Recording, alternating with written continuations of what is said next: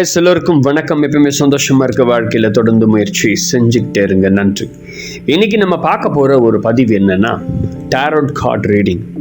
இது வரைக்கும் நம்ம டாரோட் கார்டு ரீடிங்ல ஒரு 10 விதமான கார்டை நம்ம பார்த்துருப்போம். ஸோ இன்னைக்கு நம்ம பார்க்க போறது என்னன்னா, ஜஸ்டிஸ்.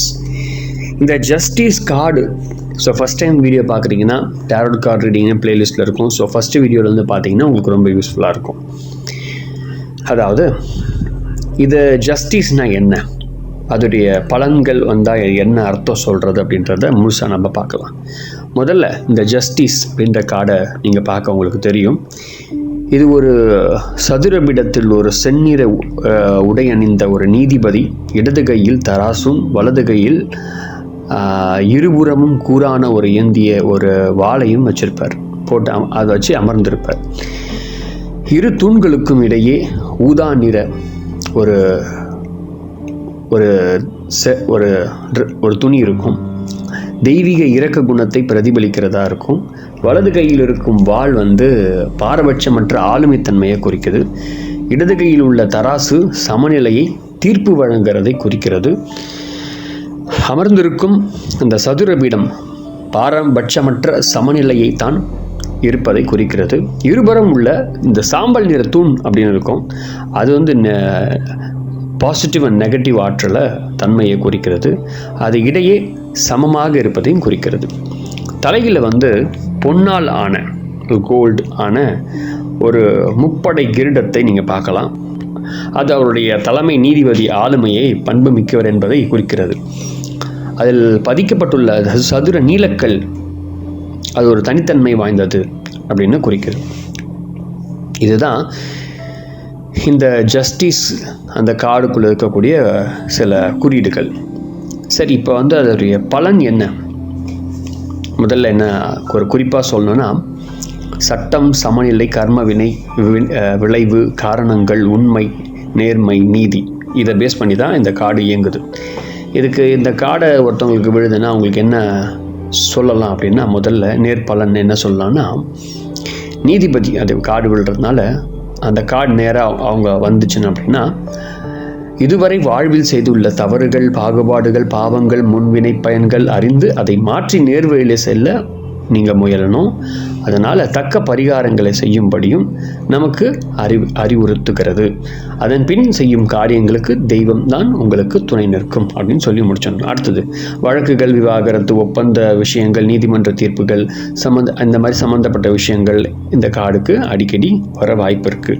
அனைத்து சட்ட விவகாரங்கள் அது சட்ட சம்மந்தப்பட்ட விஷயங்கள் இந்த கார்டு சம்மந்தமாக வரும். அடுத்தது கடுமையான வாழ்க்கை போராட்டங்களை சந்தித்து இருப்பவர்களுக்கு இந்த கார்டு வரும். சுறுசுறுப்பு, விடாமுயற்சி, இடம் பொருள் அறிந்து செயல்படுவது போன்ற குணங்கள் உள்ளவர்களுக்கு இந்த கார்டு வரும். தனித்தன்மை உணர்ச்சியும் பிற மனிதர்களுக்கு தானும் வேறு என்ற தாழ்மை மனப்பான்மை கொண்டவர்களாக இருப்பாங்க. இளம் வயதில் மிகுந்த போராட்டங்களும் சந்தித்தவங்களாக இருப்பாங்க. உண்மையை தேடுபவர் நபராக இருப்பாங்க. ஒருவரை பார்த்தவுடன் அவரை பற்றிய முடிவுகளை தீர்மானிக்கக்கூடியவர். நடப்பு சூழ்நிலைகளை வைத்தால் எதிர்கால திட்டங்களை வகுக்கக்கூடிய ஒரு நபராக இந்த சூழ்நிலை கொண்டவராக இருப்பாங்க. மனசாட்சியின் தீர்ப்புப்படி நடந்தால் நேர்மையும் விளைவுகள் ஏற்படும். எந்த சூழ்நிலையிலும் நடுநிலையாக தவறாமல் இருப்பாங்க. இந்த கார்டு வரம் பெற்றவர்கள். அதாவது எப்படின்னா, இதுவரை நடந்த அனைத்து விளைவுகளுக்கும் தானே காரணம் என்று புரிந்து கொள்ள அறிவுறுத்துகிறது. பணம் சம்பந்தமான ஒப்பந்தங்கள், செயல்கள் யாவும் நேர்மையாக இருந்தால் மட்டும்தான் அது பணம் சம்பந்தமான பிரச்சனைகள் சுமூகமாக தீர்க்கப்படும். இந்த கார்டு வந்தால் உடல் ஆரோக்கியம் சமநிலை பெறும். உறவு, தொழில் கூட இருக்கிறவங்க வெளியுலக பிரச்சனையாகவும் நேர்மறையான முறையில் தீர்க்கப்படும். எந்த ஒரு பிரச்சனைக்கும் நல்ல தீர்வு கிடைக்க போவதை இந்த கார்டு சொல்லுது.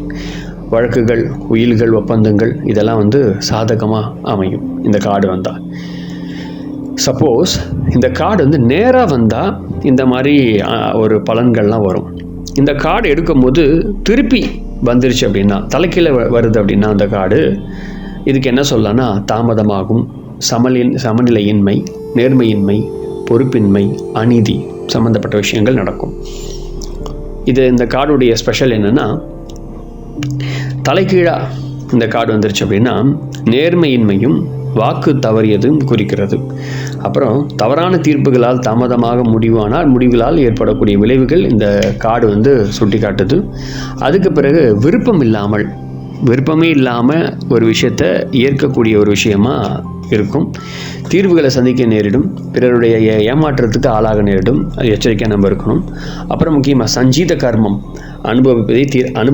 அதை அனுபவிச்சே தீரணும் அப்படின்ற நிலை வந்து கர்மத்தால் வந்ததை தர்மத்தால் நம்ம போக்கணும் அப்படின்ற ஒரு விஷயம் வச்சுட்டு ஒரு இறைவன்கிட்ட நம்ம வந்து சரண்டர் பண்ணிடணும்.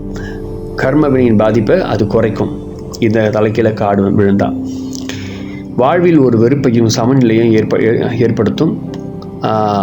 அதற்கு எதிலும் ஒரு சீரான பார்வை இல்லாத இருக்கிறது தான் காரணம் அப்படின்னு சொல்லணும்.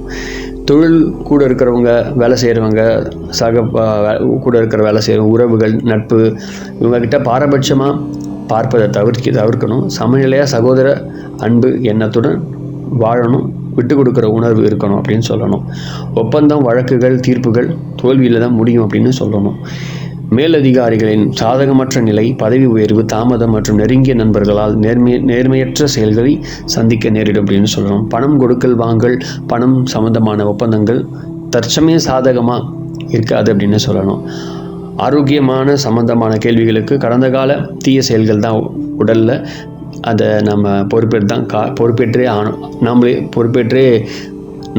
நம்ம தான் அதை பொறுப்பேற்று செய்யணும், நம்ம தான் அதுக்கு காரணம் அப்படின்னு நம்ம நினைக்கணும்.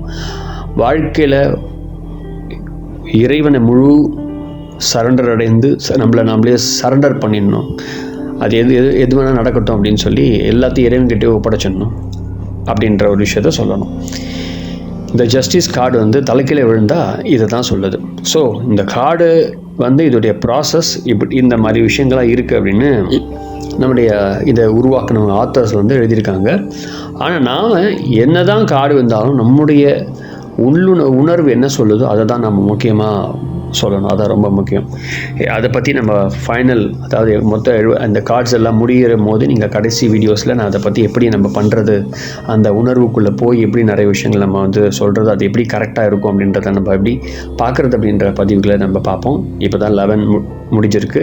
அடுத்த 12 நம்ம அடுத்த பதிவு பார்க்கலாம்.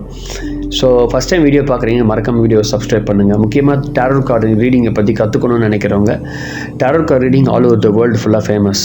ஸோ நீங்களும் ஒரு டேரோ கார்டு ரீடராக மாறணும், அதுவும் தமிழில் மாறணும் ஆசைப்பட்டீங்கன்னா அழகாக இதுலேயே இருக்குது, ஃபுல் ஃப்ரீ கோர்ஸ் அது.